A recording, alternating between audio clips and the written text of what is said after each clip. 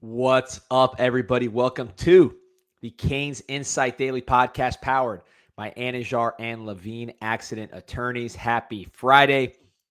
No games this weekend, so we can just enjoy being one of the top teams in the country, rivals in the dust, crying, trying to fire their coaches as we enjoy a nice college football Friday with a nice game today and Saturday and just enjoying the show.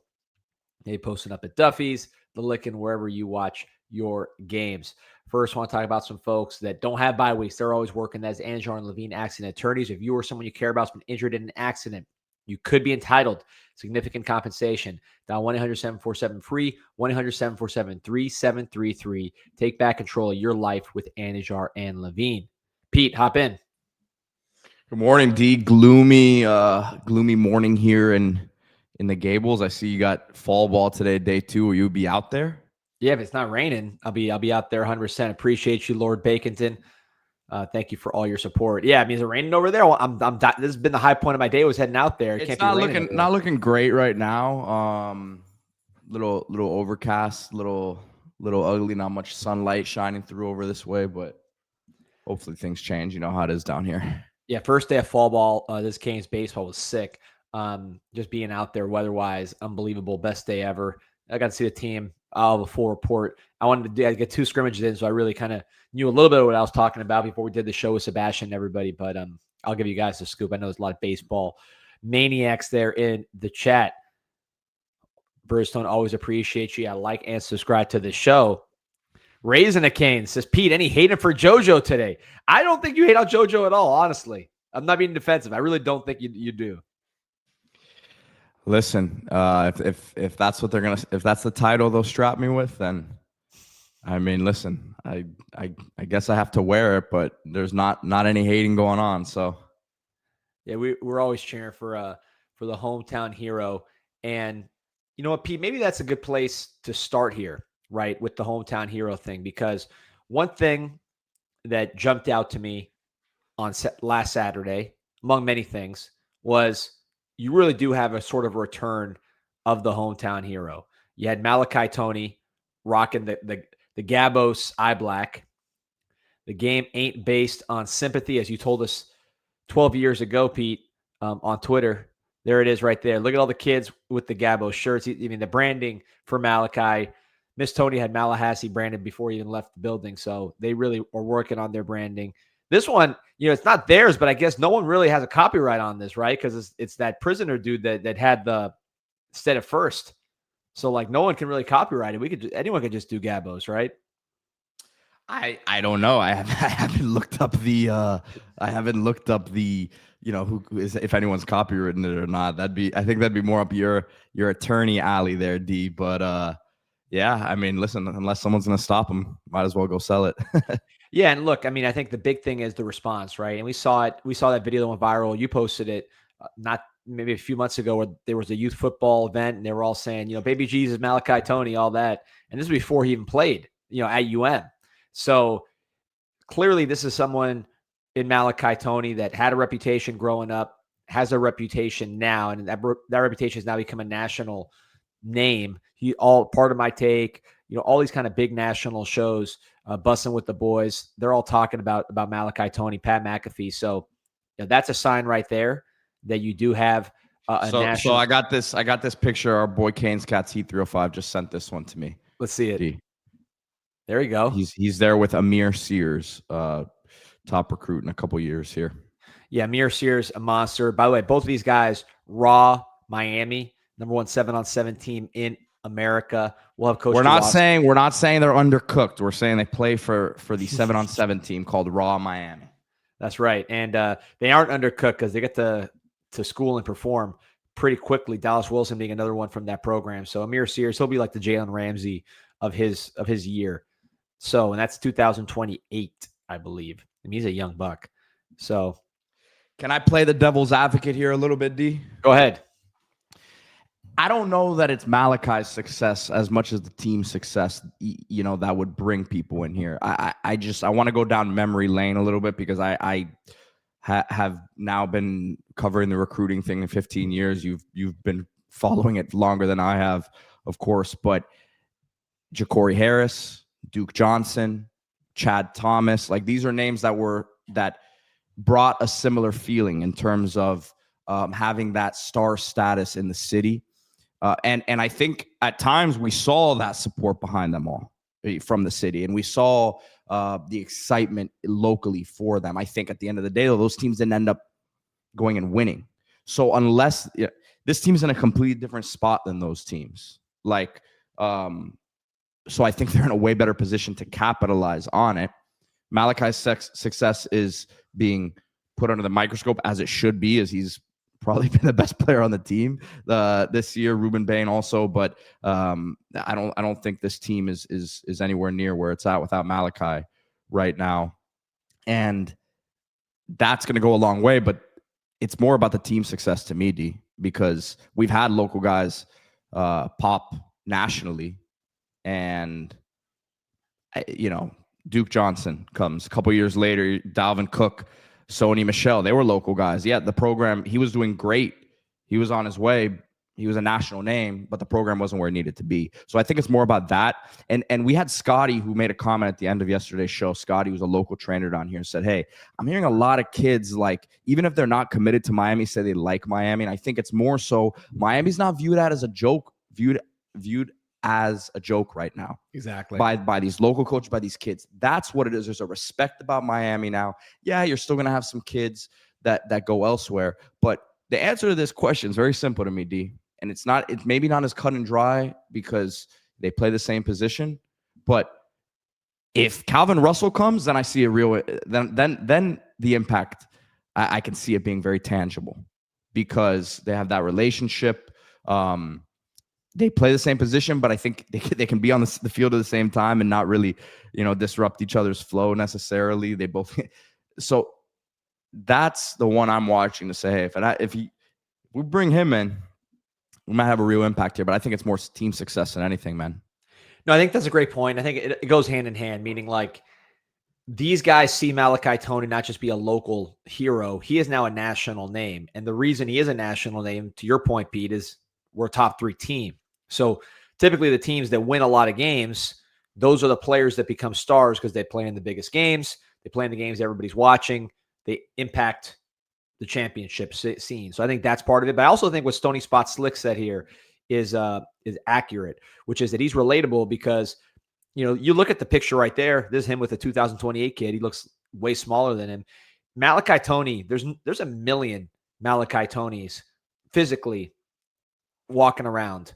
Now, look, he might be more athletic than a lot of them. I'm not going to say that they're all his same talent level, but I mean, guys his size, guys generally in his 40 range, guys that are quick on that. There's not a shortage of those types of profiles in South Florida. Jeremiah Smith's a much different example as far as like his physical is so rare. Unless you're Andre Johnson, that doesn't happen that often. But Malachi physically happens more often. The separator with Malachi, and I think this is what Stoney gets at, and I think this is what honestly the whole Gabos thing gets at, is this guy's intangibles are what makes him special. Pete, I've been talking about this guy since he signed in spring, and certainly through summer and fall and fall camp.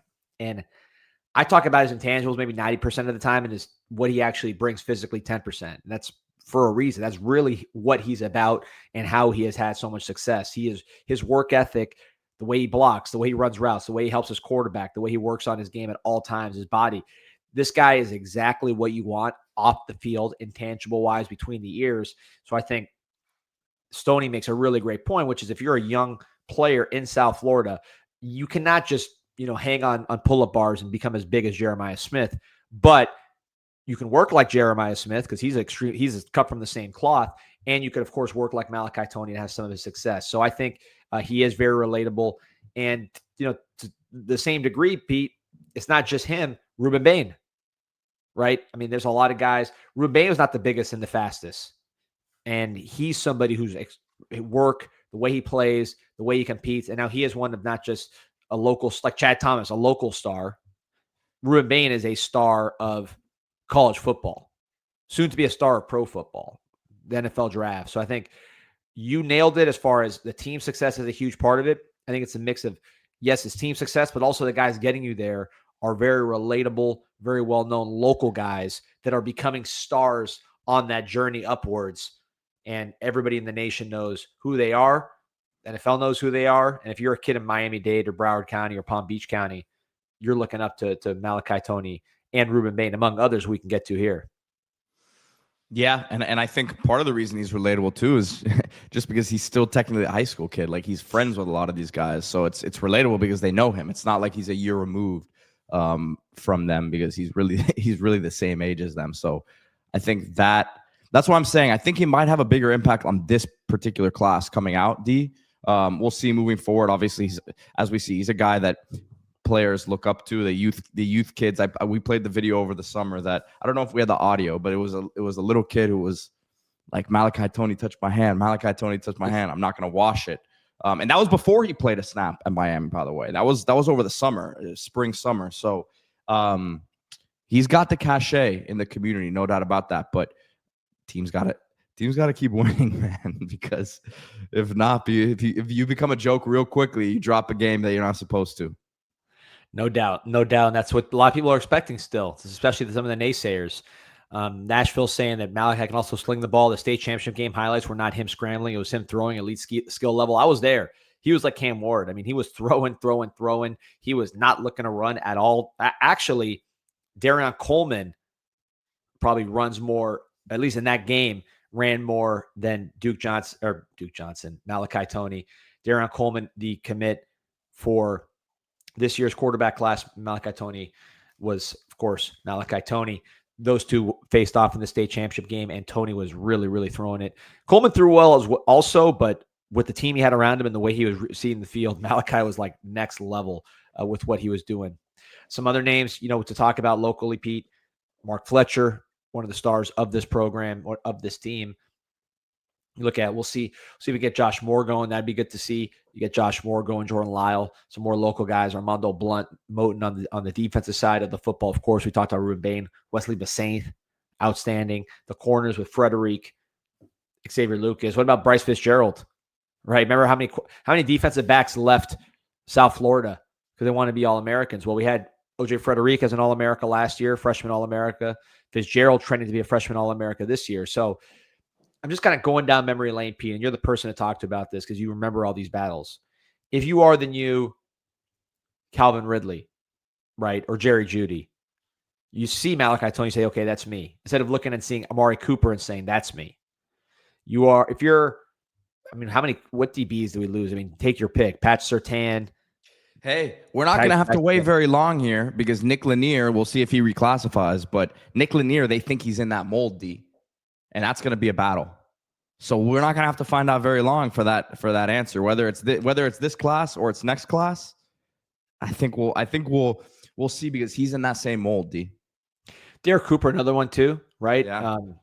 Because Derek Cooper, to me, you watch Texas run for zero. I mean, Texas's running game. We talked about it on Group Chat Sports, which, by the way, I know you just cut some new videos with Clay Fink on some prospects. So always like and subscribe to Group Chat Sports. Over 2,000 followers. Appreciate everybody's support there as we put out more national content. But we've been talking about these other teams, and Texas's offensive line is absolutely atrocious. I mean, one of the worst I've seen. Florida completely decimated them, and that's Florida, a team that Carson Beck didn't play great in that game, but it's not like he was getting harassed by the Florida Gators. It was a light touch on the defensive line going against Carson Beck and the boys. So if I'm Derek Cooper and I see Jackson Campbell going to Miami and I see Texas scrambling just to have something functional, I know where I'd want to go, but maybe he doesn't want to be there. Stoney Spot says, I don't think he wants to be there. That's going to happen sometimes. You're going to lose guys like that occasionally. Derek Thomas went to Alabama in his prime, one of the best players of all time from South Miami High School. I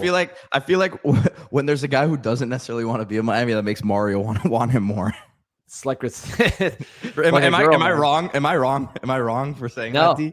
No, man. It's like a girl. It's like anything else. That's how it goes. But he also Mario cares about the idea that the best players South Florida go to Miami, especially as South Florida. We said it, Pete. We were very honest saying, and we're the biggest South Florida homers. At least I am, and we were saying South Florida had been going down. But I think what you're seeing now is it trending back up. A lot of really good freshmen making plays across the country. You look at Ruben Bain, of course, one of the best players in the country. Jeremiah Smith, probably those are the two single best players in the country between Jeremiah Smith and Ruben Bain. Fernando Mendoza, another guy in terms of stats and Heisman odds, he's up there in that group. Those are all three guys from Miami. Jeremiah Smith played football in Broward, but from Miami. Malachi Toney, a lot of people nationally are saying he is the single best freshman in the country. Bryce, of course. So you're seeing a lot more South Florida guys starting to come up, and I think that's an area that we were wondering, did the demographics shift? Did too many people move out? Was cost of living too much? Was this going to be a permanent recalibration where South Florida wasn't what it used to be? But now I think we are seeing South Florida come back, and the timing is good because, as you said, Pete, the team is good, and it's not a joke. And for those who don't understand, like, Pete, you interviewed these kids. Well, just take yourself back to like 2015 or 2013 when you were really, I mean, like, was Miami even on the level with the FSUs who was rolling at the time, or the Alabamas? Heck no. I mean, you had FSU was a top 3 team, top 5 team in the country. I mean, it was just, Miami was not, remember, you had a lot of things going on. The facilities, there was still the lingering probation stuff. The team just flat out wasn't looking the part. And you don't realize that when you're in the moment, like how much that matters recruiting wise. Like, guys go to Miami now and they also are seeing other schools, and Miami just looks like the better team when they walk into practice. Yeah. And that makes a bigger difference. And I didn't really know. I was 17, 18 years old interviewing a lot of these people at the time, and I didn't understand it just as a fan. But the optics weren't good whatsoever, man. They were really, really bad. And like, yeah, there was a lot of stuff locally that probably didn't help Miami in terms of some of the high school coaches and stuff, but Miami wasn't giving the coaches much to like hang their hat on if you were trying to push a kid to Miami. I wanted to bring this up real quick from Boyo. He's asking, what's the minimum age for NFL? Mally will be here 3 years. It's 3 years removed from high school. Whether or not he'll be at Miami 3 years, we'll see because the landscape is. He'll be here. Come on. I hope so. But he'll be, but he's got to be in college 3 years. Yeah, no, look, obviously it's high school or it's college free agency, so you always have to say that. But I think also part of hey, listen, D, there's big time players on the roster this year that were almost not here this year. That's why we know that.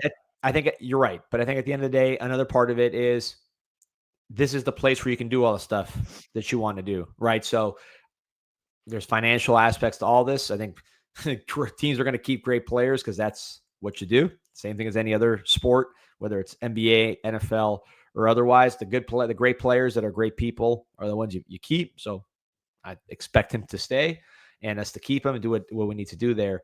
But like, you can accomplish all of your goals at Miami, even like a Jeremiah Smith. So my big concern was when Jeremiah Smith had his big season, people were like, oh, you got to go to Ohio State to be Jeremiah Smith. But the truth is, and I think people know this because these kids aren't stupid.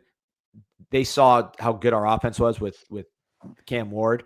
They know if Jeremiah Smith would have come to Miami, he still would have been Jeremiah Smith. It's not like back in the day where we had, horrible quarterback situations, horrible offensive line. And you were like, man, if I don't know, Jerry Jeudy, just use that example again, went to Miami, would he still be getting the ball like he was getting from Tua and with this great offensive line? Probably not, right? But now here in Miami, if you say, okay, if we had Jeremiah Smith the last 2 years, would he have been put up numbers? Of course, he would have been just as good. He would have been just as good. So there's no counter example to say, wow, you would have been so much better off if you went to this school instead of Miami. Yeah, you're taking that out of the equation because I always say that now, like looking back on it. You just used the perfect example. Like Amari Cooper and Jeudy, like, are they in the same spot as they are now?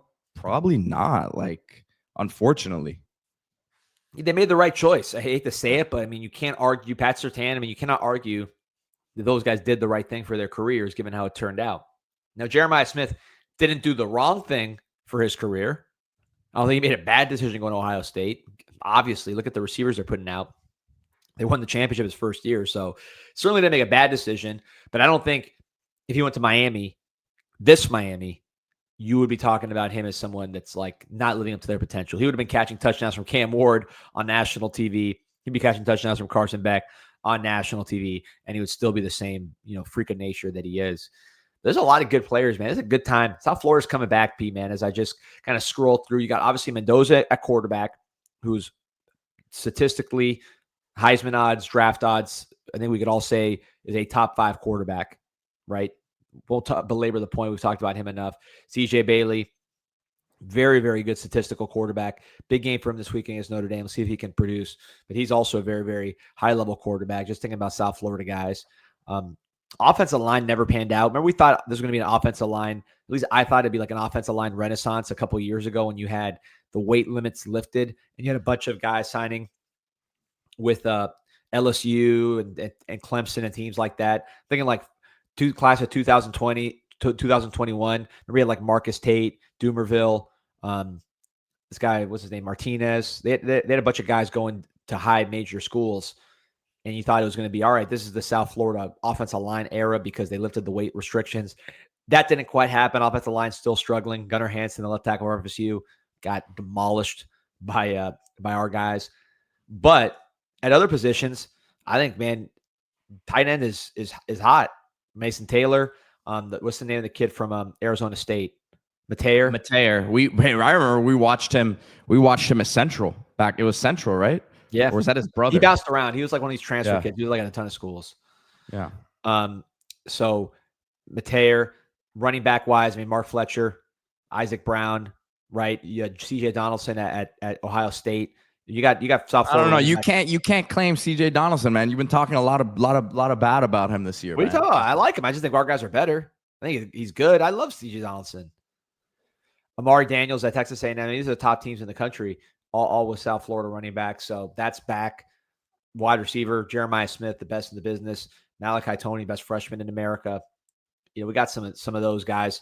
Who else has good South Florida receivers coming up besides the ones on our roster? I'm trying to think. Who there's someone else. There's other guys nationally. Well, Ja'Cory Barney, someone mentioned him in the comments. Yeah, he's had a nice start. He's hit a nice start to his career. I don't know what his numbers are this year, but I've seen him in action. And he's a good. I liked him coming out. Yeah, he's had a good year, man. 23 catches, 348, 3 touchdowns, 15.1 per catch. I would love to bring him home. Yeah, that was a great call. 55 catches as a freshman last year, man. We liked him. I told you I watched him a lot in high school at Palmetto. Because my girlfriend's cousin was his quarterback, and I would go to a lot of those games with Robbie and Bobby and those guys. And Barney was always one of my favorites. I was a little bit surprised we kind of let him.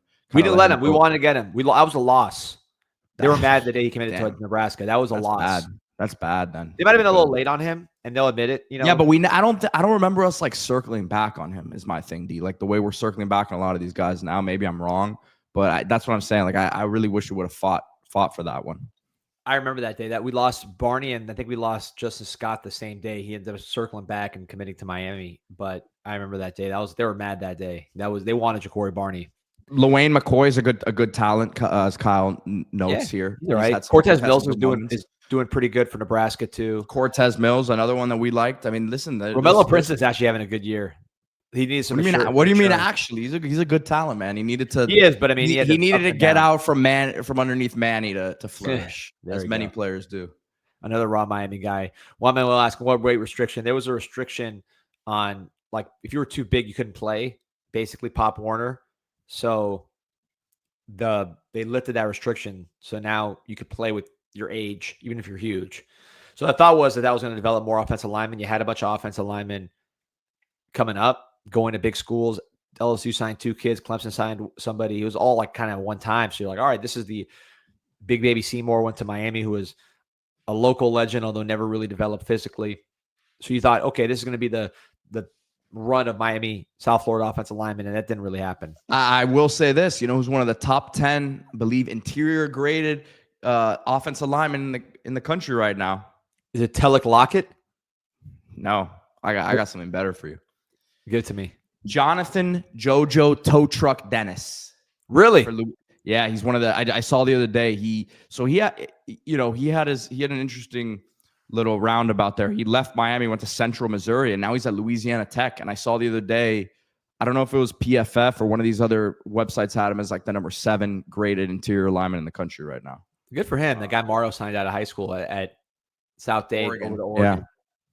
Yeah. And defensive end, I think South Florida has become the premier location for defensive ends in the country. We talked about that. Brian Burns got 2 sacks yesterday. Bosa brothers, we know what they can do. Greg Rousseau, Nick Bonito is one of the top pass rushers in the NFL at the moment. Shamar Stewart, first round. Dallas Turner, first round. Of course, Ruben Bain, the best in the country right now. R. Mason Thomas for Oklahoma. He's ready to terrorize Arch Manning. So there's a few of those guys. Kenyatta Jackson playing for Ohio State. So that's a position that looks good for Miami. Defensive tackle, I think Moton is probably one of the better ones. That's a position that there's just not that many guys at that spot. Linebacker, Besaint, Vincent Shavers from Nebraska, playing some pretty good football as well. And then defensive backs, Bryce Fitzgerald, OJ Frederick, Lucas. We're keeping more of those top defensive backs. I think that's one big change too. You don't see like South Florida defensive backs just balling for Alabama like you used to, or Georgia. Although Daniel Harris, I believe, is starting for Georgia still, right? He's a South Florida guy. But yeah. Oh, here we go. Look at that. Big Baby Seymour, Conference USA OL of the Week twice this year for Western Kentucky. I was his biggest fan, man. I thought he'd be an incredible center, and kind of didn't. Injuries, right? He had some bad injuries here. Injuries, body wasn't right. He didn't take care of his body or whatever it was. I don't know what he was doing out the field. It didn't look right when it turns to just his. He was a phenom. Remember, he was like a freshman phenom, and it was Navon Donaldson, and then it was him. But everyone's like, "Oh, he's the next Navon Donaldson." Shout out to the ghost of Navon Donaldson. When Donaldson was a top 50 type recruit in the country, I believe. So top 100 for sure. Great question here from my guy Martin. He's asking, are we going live at the Lickin' for Louisville? Yes, we are. Yes. Yeah, man. So we'll be there. We'll be there from probably noon, 1 o'clock on, man. Like we are on any other game day. So we'll have those details coming up soon. Look at that. Shout out to Big Baby Seymour. We're learning something here. First team all conference for Western Kentucky. Good for him. But yeah, man, but overall, put a bow on it as someone who is a veteran of the Matthew Thomas Wars, what were the other ones? Dalvin Ridley Cook. Was a big one. Alex Collins. Yeah, Dalvin Cook. Alex Collins was a tough one. Rest in peace. The American Heritage Battle. That was a war. That was a war. That was an entire war because there were so many kids coming out of there, and the war was lost. The war was lost. Those guys are all getting paid tens of millions of dollars to play to rep the SEC and the NFL. So yeah, I mean, overall though, Pete, I mean, would you agree? You knowing just the big picture, not just the players, the people around the players, right? The families, the coaches, the people in this community. It feels like we're going in the right direction here. Yeah, definitely. I think that again, Mario's restored respect is what I'll call it. You can't expect every player, coach, parent to be diehard Canes fans and just say, "Hey, I'm gonna send the kid over there, right? And we're gonna really push Miami." That's an unrealistic way to look at it. But what you can have is real respect for the program, and in terms of you have to look at Miami with an open mind. I don't think that people were approaching Miami with an open mind. I think it was very closed-minded. We'll go down to campus because we live half an hour away. We're down here in South Florida, but that's about it. That's the only reason we're going. You have a nice history, but they haven't shown me anything to say that we should send our kid there for the development of his future. There's not many arguments against that right now. I'd be hard pressed to find one, unless you're really nitpicking a certain situation. But that's where I think the difference is. 100%. You can make. I mean, it used to be we couldn't make the football argument. Our only argument was always just play in front of your parents, your family. That was the argument. There was no, this is what's best for you as a football player. Whereas now, I think pretty much at every position, you can say this is what's best for you as a football player. Quarterback, we haven't developed a local quarterback yet, but shoot, same reasons, the same things you sell on the transfer kids are the same things you're going to sell to these kids. So when you didn't get Diabell, this class is a big one. You're right. Calvin Russell, can you flip Derek Cooper? I love Jason Lopez. To me, he's someone that I think we need to get. The more I watch him, I'd be shocked if he's not a stud. And, we'll see. But I'm just glad to be, like you said, a real team in South Florida and not a joke amongst people who watch us every week. So comment here on the Lickin' that I wanted to get to from our guy Martin. Clearly he's been there. He says, best to order takeout and bring it to the game. Shrimp and salmon are great from the Lickin'. Yeah, so look, if you're in a hurry, you're leaving work or whatever, trying to get some food on the way to the game, just go to the Lickin'. Take out, eat it in the car, eat it at the tailgate, eat it right there and run. If you're right there across the street, this is the most convenient way to eat, and not just eat to eat actual big time food. That's the kind of food you want to eat on a game day. Shrimp, salmon, chicken, you name it, they got it at the Lickin'. By the way, all this food talks got me pretty hungry. I'm not going to be up in Miami Gardens area. I'm going to be down south. I'm going to the fall ball scrimmage at the Light. So I'm going to talk about East Las Canarias Cuban Express right there in the Dayland Mall Dining Pavilion, about 5-minute drive from the Light. 7 different types of croquetas, all kinds of sandwiches, cubaritos. Look at these tostones options. I've never had these. I'm going to get this today. I'm going to get one of these today because this thing is unbelievable. Tostones preparado, loaded fries, just like different kinds of flavors on top of the classic style. All the pastries, empanadas, pastelitos right there, some tequeños, little Venezuelan flavor. They're equal opportunity. It's not just Cuban food, although they do Cuban food better than anybody on the planet. There you got the juices, the cafes, everything you need. Flan, natilla. That was always my favorite as a kid. Right there, $5. Very affordable. East Las Canarias, Cuban Express, the best in the business.